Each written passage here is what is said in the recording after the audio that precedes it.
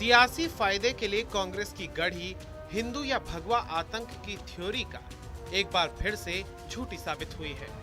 एक RTI activist के आवेदन पर गृह मंत्रालय ने जवाब देते हुए साफ तौर पर हिंदू या भगवा आतंकवाद के किसी भी संबंध या शब्द को खारिज कर दिया है। दरअसल भारत में आरटीआई आवेदन दायर कर सक्रिय आतंकवादी संगठनों की जानकारी मांगने वाले एक्टिविस्ट प्रफुल्ल पी सारदा ने कहा कि कुछ राजनेताओं ने तुष्टीकरण की राजनीति के लिए हिंदू या भगवा आतंकवाद शब्द गढ़ा है। एक्टिविस्ट ने अपने आरटीआई आवेदन में ये जानकारी मांगी थी कि भारत में कितने आतंकी संगठन सक्रिय हैं। उन्होंने इस संगठनों के नाम और विवरण के साथ इनको कंट्रोल करने के लिए उठाए गए कदमों के बारे में भी जानकारी मांगी थी। इसके साथ ही सारदा ने गृह मंत्रालय के रिकॉर्ड के अनुसार 2006 के मालेगांव या किसी अन्य बम विस्फोट में हिंदू या भगवा आतंकवादी शामिल थे या नहीं, इसका विवरण भी मांगा।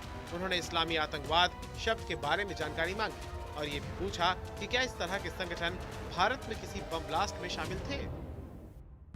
मैंने मिनिस्ट्री ऑफ होम अफेयर्स को आरटीआई करके कुछ विषयों में जानकारी मांगी थी। जो जानकारी मुझे मिनिस्ट्री ऑफ होम अफेयर्स की तरफ से दी गई है उससे कुछ बातों का खुलासा हो जाता है और उसमें सबसे महत्वपूर्ण बात यह है कि हिंदू टेररिज्म या सैफरन टेररिज्म, जिसके बारे में कुछ विशेष राजनीतिक पार्टी और उनके नेता जो प्रोपेगेंडा फैला रहे थे पूरे देश में, पूरी दुनिया में, आज उनके वो चेहरों से मुखौटा उतर चुका है।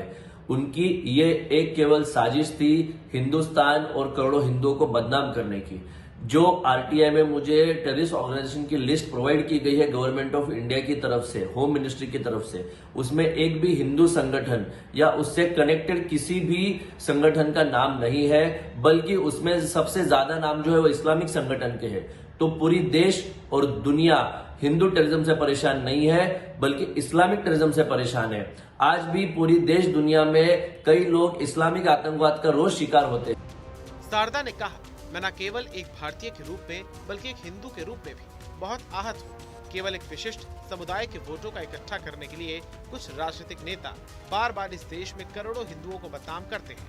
हिंदू आतंकवाद मौजूद नहीं है, लेकिन आरटीआई के जवाब से स्पष्ट है कि इस्लामिक आतंकवाद मौजूद है।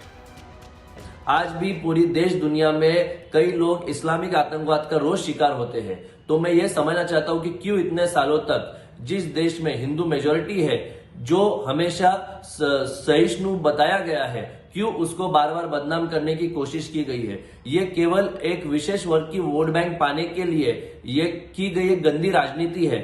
और आज उन नेताओं को, उस लोगों को तो देश के सामने, दुनिया के सामने आके माफी मांगनी चाहिए कि हमने किसी एक विशेष एजेंडे के तहत हमने भारत में रहने वाले करोड़ों हिंदुओं को हिंदू सैफरन या हिंदू टेररिज्म या सैफरन टेररिज्म के नाम पे बदनाम करने की कोशिश की है। लेकिन आज जिन तथ्यों का खुलासा हुआ है उसमें एक बात तो तय है, एक बात तो साफ है, हिंदुस्तान में या पूरी देश दुनिया में हिंदू टेररिज्म है ही नहीं, लेकिन इस्लामिक टेररिज्म जरूर है और रोज लोग जो है उसका शिकार हो रहे हैं।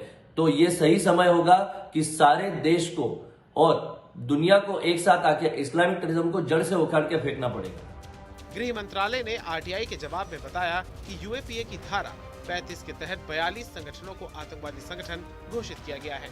उन्होंने कहा कि आतंकवाद के खतरे का मुकाबला करने के लिए सरकार की ओर से केंद्रीय सशस्त्र पुलिस बल की संख्या में बढ़ोतरी, पुलिस बल का आधुनिकीकरण, विशेष बलों की क्षमता निर्माण, सख्त आप्रवासन नियंत्रण, प्रभावी बॉर्डर मैनेजमेंट, गश्त के जरिए से सीमाओं पर 24 घंटे निगरानी चौकियों की स्थापना, सीमा पर बाड़ लगाना, फ्लड लाइटिंग, आधुनिक और हाईटेक निगरानी उपकरणों की तैनाती, इंटेलिजेंस सेटअप और तटीय सुरक्षा आदि उपाय शामिल हैं। ये पहला मौका नहीं है जब कांग्रेस की सियासी फायदे के लिए कांग्रेस की गढ़ी हिंदू आतंकवाद की थ्योरी झूठी साबित हुई है। इससे पहले भी मालेगांव और समझौता एक्सप्रेस बम धमाके केस में एनआईए की विशेष अदालतों द्वारा दिए गए फैसले इस थ्योरी को झूठा साबित कर चुके हैं।